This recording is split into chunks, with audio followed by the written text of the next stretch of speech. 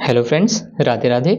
इस वीडियो में हम कवर करेंगे क्लास 9 से चैप्टर नंबर 9 सर्कल्स की एक्सरसाइज 9.3 का क्वेश्चन नंबर 9। तो चलिए रीड करते हैं।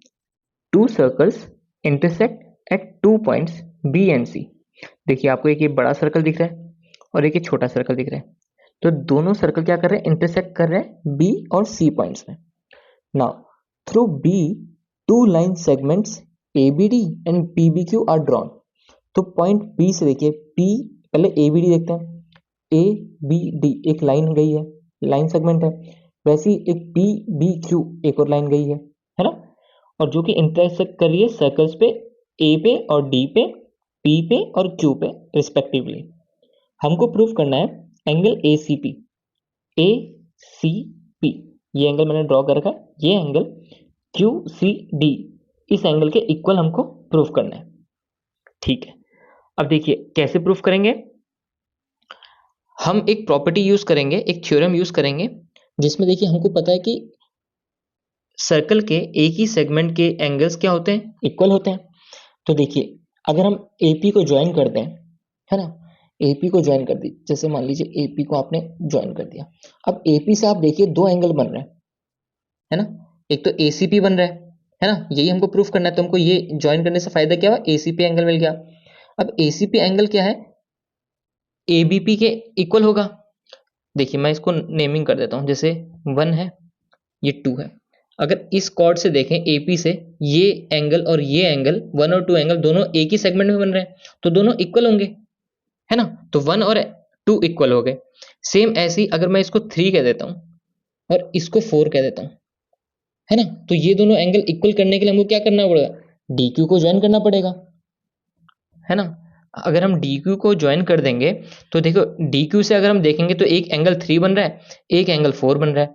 तो ये दोनों एंगल्स क्या है? एक ही सेगमेंट में है सर्कल के, तो दोनों इक्वल होंगे, है ना। तो 3 और 4 भी इक्वल हो गया।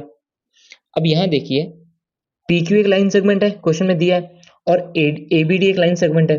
तो दोनों लाइन क्या कर रही है? इंटरसेक्ट कर रही है B पे। तो ये दोनों क्या है? Vertically opposite angle.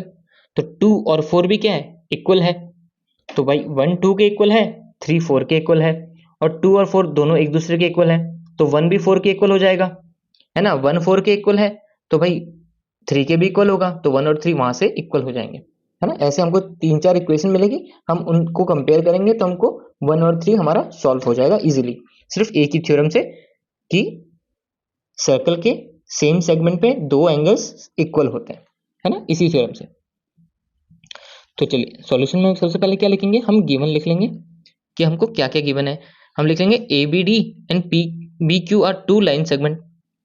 ABD and PBQ are two line segment.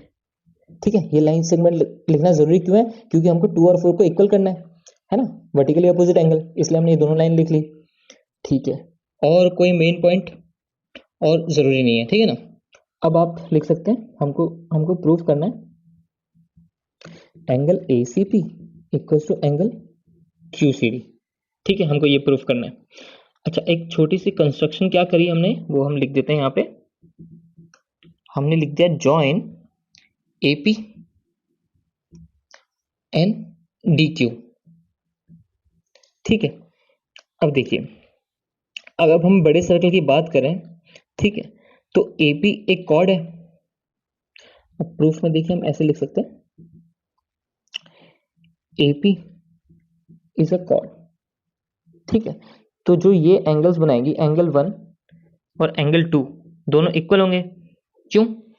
Angles on the same segment, angles on the same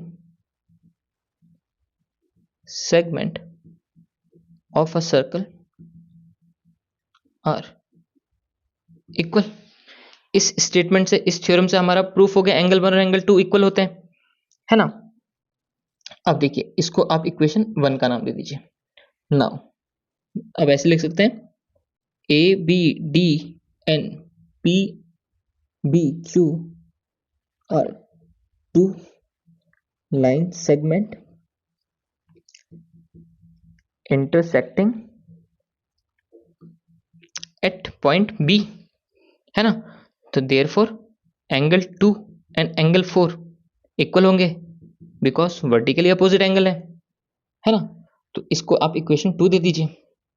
अब देखिए अगर हम 1 2 को कंपेयर करें, भाई 1 2 के इक्वल है, 2 4 के इक्वल है, तो देयरफॉर 1 और 4 भी एक दूसरे के इक्वल होगा।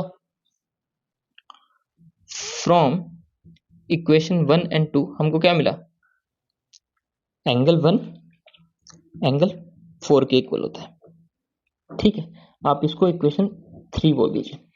हमको मिल गया एंगल 1 एंगल 4 के इक्वल होता है। अब देखिए, अब हम यहां पे लिखेंगे DQ इज अ कॉर्ड। ठीक है, तो DQ कॉर्ड है, तो 3 और 4 जो एंगल है, angle 3 equal to angle 4 equal होंगे। सेम ये वाली statement, angles on the same segment, angles on the same segment of a circle are equal, ये आप यहां पे लिख लीजिएगा। ठीक है, अब ये होगी इक्वेशन हमारी 4।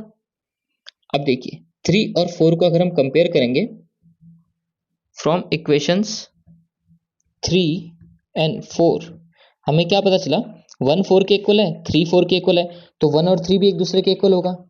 Therefore angle 1 equals to angle 3, है ना। एंगल 1 और एंगल 3 के इक्वल हो गया, तो हमको यही प्रूफ करना था। Angle ACP equals to angle QC, यही तो प्रूफ करना था हमको, तो प्रूफ हो गया, है ना। सिर्फ एक ही थ्योरम हमने यूज करी और एक छोटी सी कंस्ट्रक्शन हमने यूज करी, इससे हमारा क्वेश्चन पूरा सॉल्व हो गया। चलिए, आई होप आपको ये क्वेश्चन समझ आया होगा, इजी क्वेश्चन था। चलिए नेक्स्ट वीडियो में नेक्स्ट क्वेश्चन सॉल्व करेंगे। सी यू फ्रेंड्स, राधे राधे।